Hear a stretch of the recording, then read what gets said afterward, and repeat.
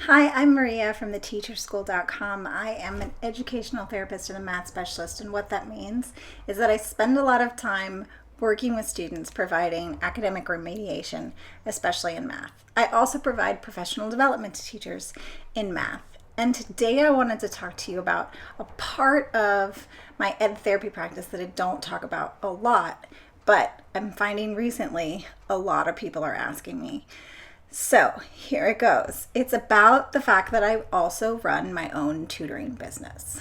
Now, as an educational therapist, there are lots of routes you can go. You can work at a school as a learning specialist. You can be a consultant. You can do all kinds of things. But for me, I found that my sweet spot is owning my own educational therapy practice, which is just the fanciest way of saying I own my own tutoring business. I've owned my own tutoring business for 4 years now. I went full time with it, I would say probably within 8 months of starting it, and have been able to replace my teacher income and actually add it on to what I was making as a teacher. And I love it. I love the autonomy. I love so much about it, but I also really love that it is stable and that I can make choices that have made it sustainable. And so when people ask me about tutoring, and starting a tutoring business, I feel like we get kind of stuck on the wrong things and questions. There's this shiny object syndrome, which I'm totally victim of as well, around do I need a website? Do I need business cards? Do I need like a fancy tutoring company name? Like, what should I call myself? Should I buy a domain like tinastutors.com? You do not need any of those things. You do not need any of those things to start a tutoring business. And you also don't even need lots of resources. Okay? Because most of the stuff you could use are available either on the internet, or you can create your own. Teachers pay teachers. You don't need to invest in lots of training and lots of resources.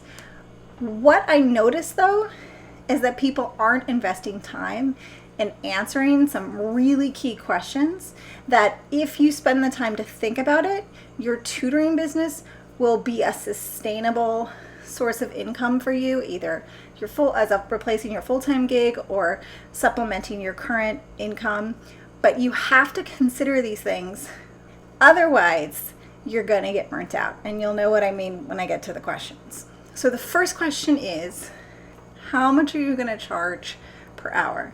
This seems like a no-brainer, but I've met a lot of people that wait until they're asked by a parent to kind of go, oh, well.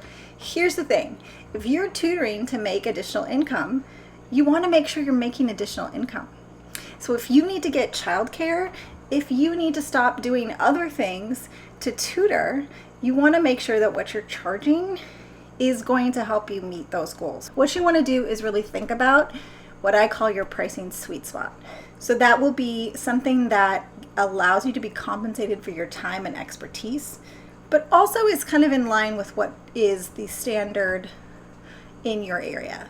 So where you tutor and what you tutor and your experience tutoring all kind of comes together to help you figure out what to charge. There's no exact formula, and I can't tell you what to charge, but what I do want to say is that you want to make sure that whatever you're charging an hour is going to make it so that you feel a good balance between what you're getting paid and the work you're putting out. If you set your prices too low, you do run the risk of getting burnt out on tutoring sooner rather than later. The next question I want you to consider, in order to think about the sustainability of your tutoring business, building a sustainable tutoring business, is when you are available to tutor. Now, you are a loving, kind, big-hearted soul, and I imagine that if someone said, when are you available, your answer, knee jerk reflex is whenever. But we both know that you're not available whenever, that you have outside commitments, and that you want to make sure that adding tutoring into your current everyday commitments isn't going to be arduous. It isn't going to cause a strain on your day-to-day life, because if it does, then that's going to make it an unsustainable side gig or an unsustainable replacement for your current job. So what you want to think about is, when are the best times for you and your family for you to tutor? Do you want to put all of your students back to back on a Monday? Have you thought about tutoring on weekends? Saturdays seem like they're a great time to tutor, but you also have to consider soccer and other obligations that families tend to have on the weekends. Another thing to consider is if you need childcare, and if that childcare is going to require you to see a certain number of students in a row in order to make up some of that money that you're spending on childcare, so you're not just breaking even. Okay, so that's the second question for a sustainable teaching business. When are you available to teach and tutor? And then the third question I want you to think about in order to have a sustainable tutoring business is, how many hours can you tutor?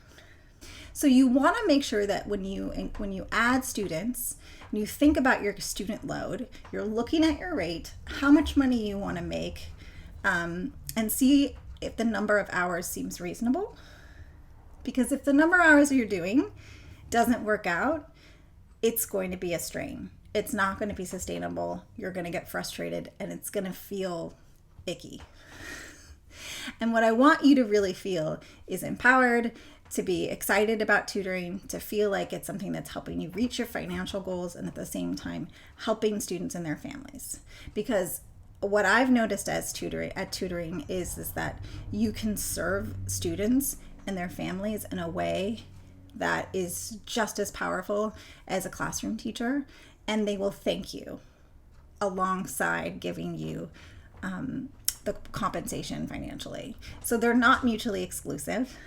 If you believe they are, I'm probably not the person to watch a YouTube video from, but I do think that there is a balance that you can find as a tutor where you are setting up boundaries, where you're setting your rates, and you're really thinking about how to be a tutor that serves the community for the long run.